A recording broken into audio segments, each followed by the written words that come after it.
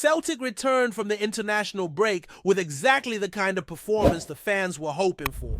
Controlled, confident, and ruthless when it mattered. A 3-0 victory over Hearts at Celtic Park might read like a straightforward afternoon, but when you dig into the way the match played out, there's plenty to unpack, especially considering the slight nervousness that surrounded the squad after the Derby loss before the break. The opening 10 minutes were admittedly frustrating. It felt like a bit of deja vu from the last outing. Slow build-up from the back, questionable decision-making under pressure, and a general lack of urgency. Hearts, to their credit, came out with a bit of belief and managed to rattle Celtic's defense momentarily. There was a period where their press was working and the crowd could feel it. A bit of tension, a few misplaced passes, and more than one groan echoing around the stands. But as is so often the case at Celtic Park, all it takes is one moment of quality to flip the momentum entirely. Callum McGregor provided that spark. Picking up the ball from deep, he burst forward with a level of control and confidence that had been missing in the opening exchanges. His pass to Daizen Maeda was perfectly timed, and when Maeda was through on goal, there was no hesitation. Cool! As you like, he slotted it past Craig Gordon, and Celtic were in front. That moment felt massive. It wasn't just about the scoreline, it was about the shift in energy. You could see the Hearts' heads drop slightly, and from that moment on, Celtic took full control of the afternoon. From there, the attacking flow returned. The front three started clicking, the midfield took over, and Hearts simply couldn't cope with the speed and movement. The second goal came not long after, and it was another lovely bit of link-up play. Nicholas Kuhn, who had struggled early on, started to grow into the game. He drifted inside, looked up, and delivered a perfectly weighted pass to Maeda once again. His header came back off the post, but there was Jota, alert, alive, and ready to pounce. He buried the rebound and made it 2. It's worth pointing out how crucial that kind of awareness is. Jota's positioning might look simple, but being in the right place at the right time is a skill. That front three, Maeda, Kuhn, and Jota, have been showing more and more signs of gelling, and when they're in sync, they can be electric. The third goal was perhaps the best of the lot. Celtic played through the Hearts' press once again, with Naraki involved this time. There was a bit of chaos in the build-up, with Reo Hatate having to slide in to keep the move alive, but once the ball found Kuhn in space, you could see what was coming. He drove forward, looked up, and squared it for Maeda, who was arriving unmarked at the back post. Top pin, game over. That third goal felt like a statement. It wasn't just about extending the lead, it was about showing the confidence, the cohesion, and the understanding that this Celtic team has when it's operating well. Kuhn's involvement in 2 of the goals was encouraging too, especially after a dip in form over the past few weeks. Early in the match, he looked hesitant and unsure. A heavy touch here, a missed opportunity there, but he worked his way into the game and delivered when it mattered. 2 assists, whether officially credited or not, and a performance that should boost his confidence. Callum McGregor, as mentioned earlier, was massive. There's been plenty of debate about his absence in the derby, whether his presence would have changed things. And while hindsight is always easy, you can't watch Saturday's performance and not appreciate what he brings to the team. Control, intelligence, leadership. He dictates tempo like few others in the league. His ability to break lines and start attacks from deep is invaluable, and the entire team just seems more assured when he's on the pitch. In midfield, Reo Hatate was another who quietly impressed. He wasn't flashy, and maybe he didn't grab the headlines, but his work in moving the ball, keeping possession ticking, and linking with the attack was clean and efficient.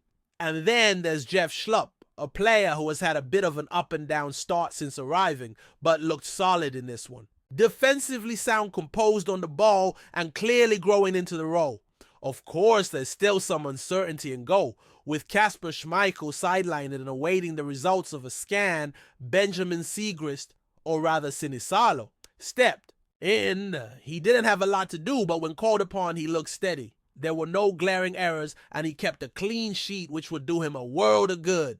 Brendan Rodgers spoke after the game about being happy with his options and suggested that the club wouldn't rush any decision regarding Schmeichel's return, especially if the young keepers continue to perform when given the chance. Another bit of positive news came from the bench. The return of Paulo Bernardo and James Forrest gives the squad a bit more depth heading into the business end of the season. Forrest in particular looked eager to impress, and you get the sense he still has a part to play. Bernardo's composure and technical ability could be key in tighter matches as well, especially if McGregor needs any managing in terms of fitness.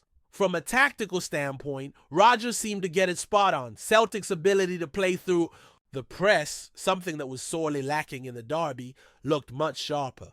The passes were crisper, the movement was better, and the decisions made under pressure were more confident. You can tell this team had been working on those situations during the break, and the improvement was obvious. Hearts, to their credit, came into the match in good form. 8 wins from their last 10 matches is no joke, and they've caused problems for plenty of teams this season. But on Saturday, they simply couldn't cope with Celtic's pace, precision, and pressing. Once the first goal went in, it felt like a matter of how many Celtic would score, not whether they'd win. The win put Celtic just a few steps away from securing the league title. With Rangers scraping a win at Dundee, the pressure remains, but if Celtic continue to win, it won't matter what anyone else does. 3 wins, maybe even 2 depending on results, should be enough to clinch it. There's also the Scottish Cup to keep in mind, and the return of players like Bernardo Schlupp and Forrest gives Rodgers more flexibility as he plans for the Runen. One of the more interesting topics Rodgers addressed after the match was Daizen, Maeda's position going forward. Is he a striker, now a winger? His answer was cautious but revealing. He suggested that it might be easier to find a top winger in the market than a top striker, and that Maeda had clearly shown he could do the job through the middle. That feels like a subtle way of saying this guy is now our number 9, and to be honest, it's hard to argue. A year ago, watching Maeda go 1-on-1 with a keeper, you'd have doubts. Would he take a heavy touch, try to round the keeper and misfire, but not now. Now, when he's bearing down on goal, there's a sense of inevitability. He's confident, composed, and clinical, and that's exactly what you want from your striker. His transformation has been remarkable, and his numbers back it up. 30 goals on the season 17 in this calendar year alone, and he's averaging a goal per game since January. It's not just good form, it's elite. The bigger question now is how Celtic build around him. Do you keep him through the middle and invest in a top-level left winger? Do you rotate him depending on the opponent? Whatever the plan is, one thing is clear. Maeda has become one of the most important players in the squad, and the idea of shifting him back to the wing full-time feels like a waste of his current form. As for Greg Taylor, Rodgers was honest. It sounds like Taylor could be on his way out at the end of the season, not due to any financial or contract dispute, but simply because he wants to play every week. With Kieran Tierney returning and Jeff Schlupp possibly staying on, that might not be guaranteed. Rodgers made it clear that Taylor will still be important through the rest of the campaign, and you'd expect him to feature on Trophy Day, perhaps even in the final midweek fixture as a proper send-off. There's a calmness around the club, right?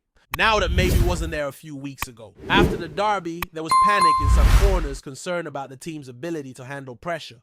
But this win over Hearts, the manner of it, the performance, and the players stepping up has done a lot to settle things. It's not flashy, it's not vintage Celtic, but it's efficient, mature, and getting the job done. And at this stage of the season, that's exactly what's needed. Still ahead, a potentially tricky tie against St. Johnstone, more updates on Schmeichel's injury, and continued speculation around the summer window. But if Saturday's display was anything to go by, Celtic are in a strong place. Maybe not perfect, but stable, confident, and closing in on yet another league title. And as long as Daizen Maeda keeps firing, it's hard to see anyone stopping them. Brendan Rodgers' post-match comments offered even more clarity on where this Celtic side is heading, not just for the remainder of the season, but into the summer window as well. One of the standout points was his praise for Daizen Maeda, not just for his performance against Hearts, but for what he's becoming a complete forward. It's no longer a case of simply deploying Maeda out wide for his work rate and pace. Now it's about maximizing his output in front of goal, and Rodgers seems to recognize that. He didn't confirm outright that Maeda will be the first choice. Striker next season, but reading between the lines, it's clear that Celtic might be shifting their recruitment focus, maybe hunting for a winger rather than another number 9. It's a huge turnaround when you think about where Maeda was a year ago. Back then, the idea of him leading the line felt like a stretch. He was unpredictable, in front of goal lacked composure, and despite his relentless energy, didn't seem like someone who would consistently hit the back of the net. But this season, he's rewritten the script. His movement is sharper, his decision-making cleaner, and his finishing far more confident. The first goal against Hearts summed that up perfectly. It wasn't just a nice run and decent finish. It was a striker's goal, the kind you expect from a player who knows what they're doing inside the box. Rodgers also took time to speak about other squad matters. Jeff Schlupp, who had one of his more composed games in a Celtic shirt, might be sticking around longer than initially expected. The manager hinted that a decision will come towards the end of the season and that there's value in keeping players hungry and motivated, suggesting that locking down a deal too soon might reduce that edge. Still, Schlupp looks increasingly like someone who could be a useful piece moving forward, particularly if Taylor does indeed depart. Speaking of Taylor, Rodgers' words confirmed what many had suspected. The left back seems set to move on in the summer, not due to any fallout, but because he wants to play every week, with Tierney likely returning and the emergence of Schlupp as a reliable option. It's understandable. Taylor's given plenty to the club over the years, and it sounds like he'll get a proper send-off before the season's done, especially if Celtic clinch the title early and have the chance to rotate the squad a bit. And then there's the goalkeeping situation. With Kasper Schmeichel out and awaiting results from a scan, Rodgers admitted it's just a matter of seeing how quickly the injury heals. No operation is needed, which is positive, but there's no firm timeline yet. In the meantime, Sinisalo is expected to hold the fort. Saturday's match didn't test him much, but he did what was required. No drama, no costly mistakes, just a solid performance. Rodgers seemed relaxed about the whole situation, and truth be told, so are most supporters. There's a feeling now that this team can absorb a few setbacks and keep rolling, especially with the kind of momentum that's been building since the restart. Rodgers knows that nothing's won until it's won, but even he must sense that the fourth title on the bounce is within touching distance. 3 more league wins will do it, and the focus can then shift towards the Scottish Cup. With depth returning to the squad players hitting form and a front three that's beginning to show real chemistry, Celtic look well placed to finish the campaign strongly.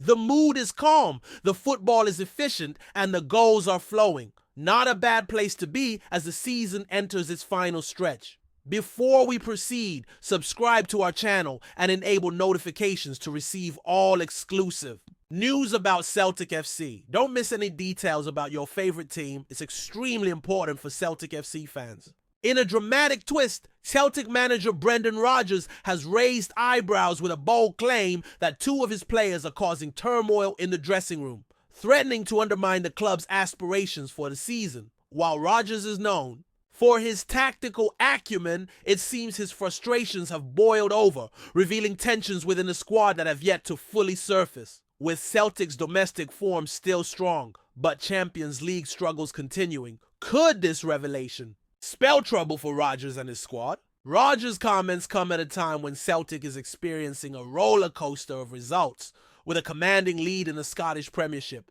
yet consistent underperformance on the European stage. The 2 unnamed players who reportedly have been disruptive in training and team dynamics are believed to be individuals who were once seen as crucial to Celtic's success. But according to Rodgers, their attitudes and performances have been slipping, causing friction within the squad.